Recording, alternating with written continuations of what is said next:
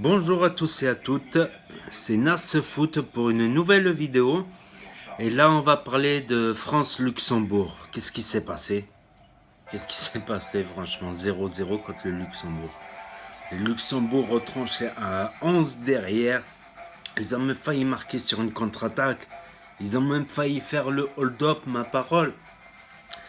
Ils ont failli faire le hold-up. Bon, ils se sont battus comme ils pouvaient. Ils étaient en pleine confiance après avoir battu la Biélorussie. La France était peut-être en excès de confiance en ayant battu les Pays-Bas. Parce que même si les Pays-Bas ne sont que l'ombre d'eux-mêmes, c'est quand même les Pays-Bas avec Van Persie, Robben. C'était soi-disant la génération qui allait marcher sur le monde. Et c'est quand même les Pays-Bas, une équipe légendaire. Donc peut-être dans leur inconscient, ils ont encore le souvenir de Van Basten, Ricard, la Hollande qui déferlait de partout.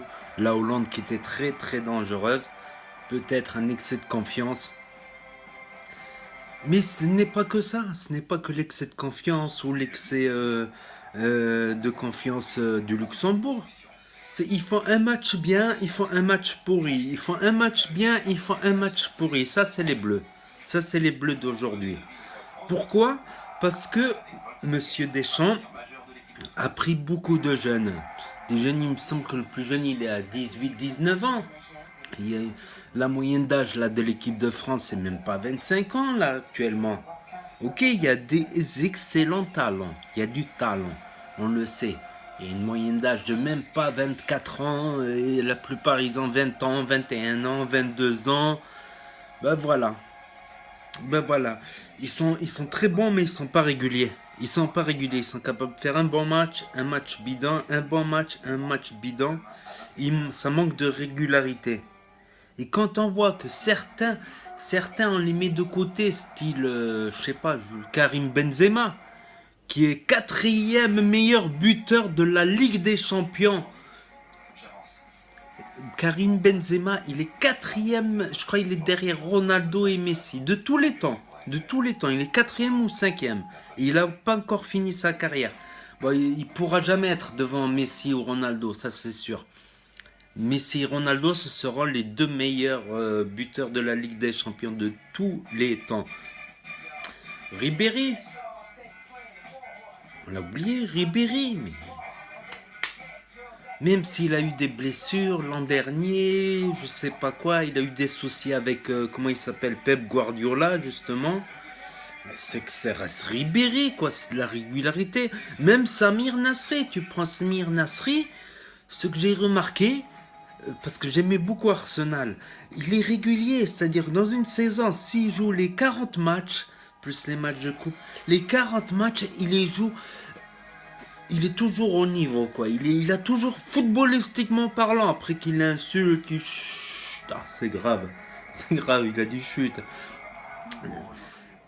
Il est régulier, il est pas aussi, je le trouve pas aussi bon que Ribéry, mais il est régulier, je le trouve pas. Il n'est pas aussi meilleur buteur que Karim Benzema, mais il est régulier. Il est régulier et il y a de l'efficacité dans son jeu. Il y a une certaine efficacité quand on voit que dans certains matchs, le nombre de ballons qu'il touche, le nombre de kilomètres qu'il court. Quand on voit Karim Benzema, il est classé quatrième ou cinquième. Véridique, tapez Wikipédia. Wikipédia, les meilleurs buteurs de la Ligue des Champions, Messi, Ronaldo, je sais plus que je sais. Il est quatrième ou cinquième, quoi.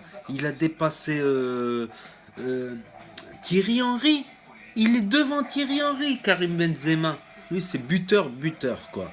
À la limite, Ribéry, il est milieu offensif attaquant. Nasri, il est meneur de jeu. Mais vous saviez, c'était qui le meilleur? Le meilleur de cette génération, de ces trois-là, là, c'est Ben Arfa. Mais il gâche tout, lui, Ben Arfa. Il gâche tout. Il va dans des guet-apens, je sais pas, au PSG. Il se fait. Ben Arfa, c'est celui qui a marqué les plus beaux buts, franchement. Bon, maintenant, je le dis, voilà, Didier Deschamps, qu'est-ce qu'il nous fait là? Il suffit que d'un faux pas contre la Bulgarie, etc., etc. Déjà, la Bulgarie, ça me rappelle 1994, la Coupe du Monde, quand on s'est fait éliminer au dernier match contre la Bulgarie. Déjà, c'est un sale souvenir, ça. Bah, ils font comme ils veulent. Déjà, franchement, même le match France-Allemagne. France-Allemagne, j'ai été choqué là. C'est France-Allemagne, la demi-finale de la Coupe d'Europe. En fait, on aurait dit que c'était le Luxembourg face à la France. C'était la même. C'est-à-dire que les Français, ils étaient à 11 en défense tout le match. Ils ont fait une, deux, trois contre-attaques et voilà. C'est pas ça le ballon. C'est pas ça le ballon. C'est pas ça le ballon. Tu prends le Barça, tu prends le Real, tu prends.